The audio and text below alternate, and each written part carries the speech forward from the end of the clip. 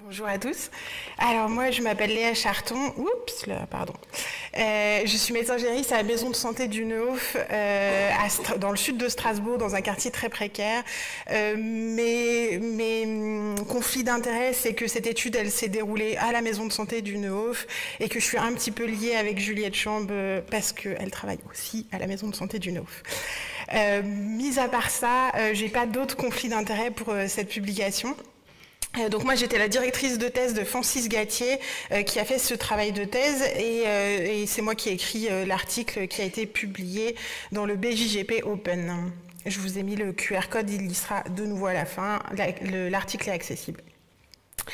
Du coup, ça parle des rendez-vous manqués et les rendez-vous manqués, en fait, c'est un marronnier. C'est un marronnier qui revient souvent. On nous parle de consumérisme médical. On lutte, enfin, les médecins, certains syndicats voudraient une taxe lapin. Il y a plein de chiffres qui sont donnés. En fait, on ne sait pas très bien d'où ils sortent. Et quand on regarde des choses un peu plus scientifiques, il y a une étude publiée en Écosse une étude de cohorte sur plus de 800 000 patients qui montre la conclusion est que les rendez-vous manqués sont un marqueur de risque significatif de mortalité, toutes causes confondues, particulièrement chez les patients présentant des troubles mentaux. Et ça, j'étais au congrès du CNGE en 2019 et cette étude a été publiée et je me suis dit qu'il y avait quelque chose à en faire. Et puis bon, j'ai un peu oublié. Et puis en 2022, Francis Gatier m'a contacté en me demandant si j'avais un sujet de thèse. Et je lui ai dit oui, on va travailler sur les rendez-vous manqués. Et donc je lui ai proposé une petite étude. On s'est dit qu'on allait le faire à la maison de santé du Neuf. On est 7 médecins. En plus, 3 internes, ça se passe. Et donc du coup, qu'on allait sur une période de 15 jours à rappeler tous les patients qui ne venaient pas, faire des entretiens téléphoniques et savoir quelle était la raison pour laquelle ils n'étaient pas venus. On a évalué des scores de précarité. Et puis on a fait aussi une partie un peu quantitative où on a été regarder dans leur dossier, est-ce qu'il y avait des facteurs qui ressortaient un petit peu, qui pourraient être des facteurs explicatifs sur le fait qu'ils ratent des rendez-vous. Et donc je l'ai dit, c'était sur 15 jours. Je vais aller très très vite sur la partie résultat de l'étude, tout ça, parce qu'en fait ce que je voudrais vous raconter, c'est surtout le processus de publication.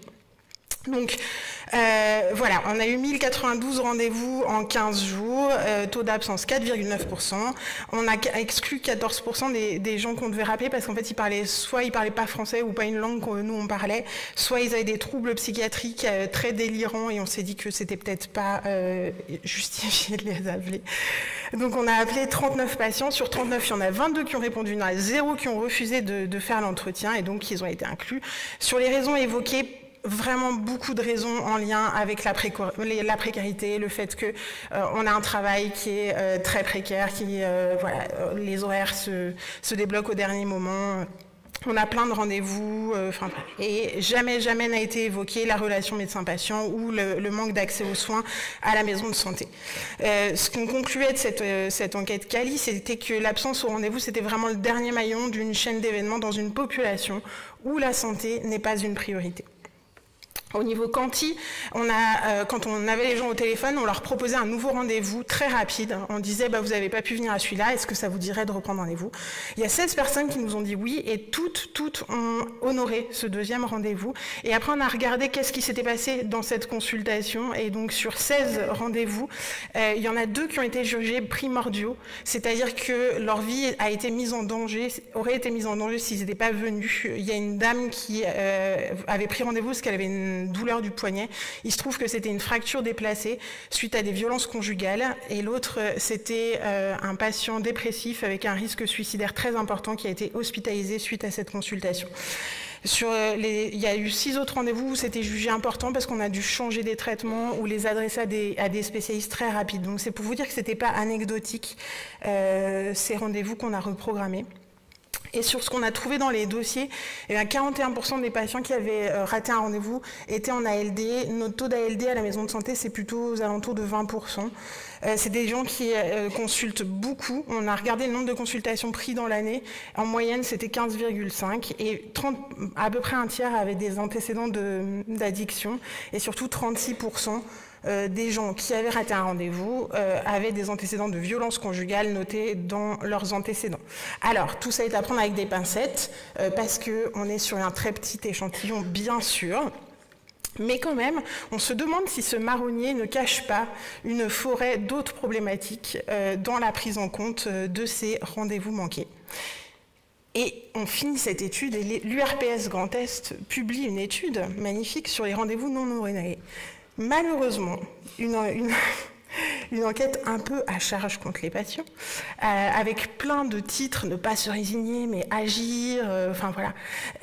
Ils disent le but n'est pas de sanctionner le patient, mais de l'amener à prendre conscience des répercussions néfastes de ses actes envers le médecin et le collectif d'offres et d'accès aux soins. Quand on regarde juste avant, leur solution, c'est quand même le blocage de la prise de rendez-vous en ligne et le prépaiement optionnel, autrement dit, taxe lapin. Donc du coup, je ne sais pas en quoi c'est pas sanctionner le patient. Si on va plus loin, en fait, leur étude, ils ont envoyé un questionnaire à leur mailing list et c'était plutôt une enquête d'opinion, c'est-à-dire est-ce que vous estimez que vous avez plus de 10 rendez-vous manqués, est-ce que voilà. Et ils ont eu en tout 14% de réponses. Et en fait, c'est jamais noté dans leur synthèse et ce qui est noté, c'est 98,8% des médecins sont confrontés à des rendez-vous non honorés. C'est pas disent être confrontés à des rendez-vous non honorés, c'est sont confrontés. Bon. Donc en fait, suite à ce courrier, je me suis permis de leur adresser un petit mail pour leur dire que je pensais que la scientificité de cette étude pouvait être questionnée et que peut-être j'aurais le droit à un droit de réponse suite à l'étude que j'avais faite. Ce à quoi ils nous ont envoyé cette affiche. Donc, si vous lisez cette affiche, c'est que vous respectez votre médecin. Donc, c'est une question de respect. Hein. Vous êtes venu. Donc, et là, il nous rappelle que 6 à 10% de rendez-vous ne sont pas honorés et qu'il faut penser à annuler. Donc, j'aurais proposé plutôt cette affiche. Si vous lisez cette affiche, c'est que vous êtes venu. Félicitations, vous êtes donc moins à risque d'être une femme maltraitée, une personne en situation de handicap ou de précarité extrême.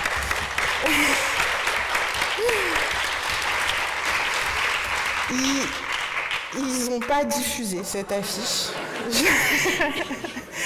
Et par contre, ils m'ont répondu que ma petite étude dans mon monocentrique, c'était pas de la science, c'était une petite étude, elle n'était pas publiée. Donc on s'est dit, ben on va la publier du coup. Et donc du coup, on a regardé dans quoi on pouvait publier, et pourquoi pas le BJGP, c'est un impact factor à 8. Vraiment, ça me posait aucun souci de leur proposer. Bon, j'ai proposé ça le 21 décembre, j'ai eu une réponse le 8 janvier qui me disait merci mais non merci.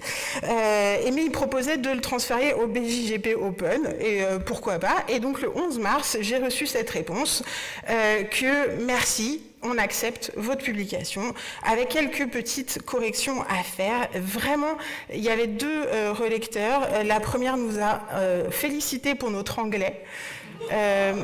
Alors, comment vous dire, l'anglais, c'est ChatGPT qui l'a fait. Voilà. Et la deuxième nous a félicité pour notre utilisation des verbatim dans nos résultats. Bon, en vrai, il y avait quand même des petites choses à changer et on l'a fait. On a répondu dans la semaine. Et, ah oui, il nous disait aussi les noms des 2 relecteurs. Et on a renvoyé ça, et ça a été validé assez vite. Et ce qui était rigolo, c'est que juste après, une semaine après avoir fait tout ça, on était au CMGF avec mes co-autrices, et puis qu'est-ce qu'on voit dans une des publications ? Rebecca Rosen, une de nos relectrices, et donc on s'est dit, est-ce qu'on va la voir ou pas?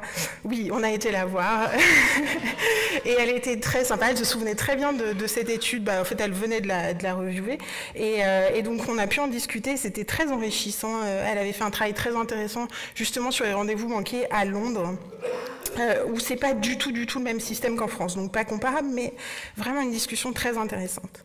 Et du coup, quelle est la suite pour cette étude? En fait, on s'est dit on va pas s'arrêter là, et on va faire une plus grosse étude, et donc là, on vient de déposer un projet de PHRC au JIRSI Grand Est. Ce qu'on voudrait tester, c'est, alors déjà, d'une part, qui rate des rendez-vous, vraiment avoir un portrait de ces patients-là, pas juste des on-dit, et puis surtout on voudrait tester une méthode pour éviter qu'ils ratent leur rendez-vous, une méthode plutôt bienveillante plutôt que d'essayer de les responsabiliser tout le temps, on peut parler de ça. Et donc ce qu'on propose, c'est de faire comme on fait déjà à la maison de santé, plutôt un message bienveillant, c'est-à-dire que nous, quand un patient ne vient pas, on signale dans le logiciel de prise de rendez-vous qu'il n'est pas venu, on lui envoie un message, et notre message c'est bonjour, vous aviez rendez-vous ce jour, vous n'êtes pas venu. Nous espérons que vous allez bien. N'hésitez pas à reprendre rendez-vous. Voilà, je vous remercie.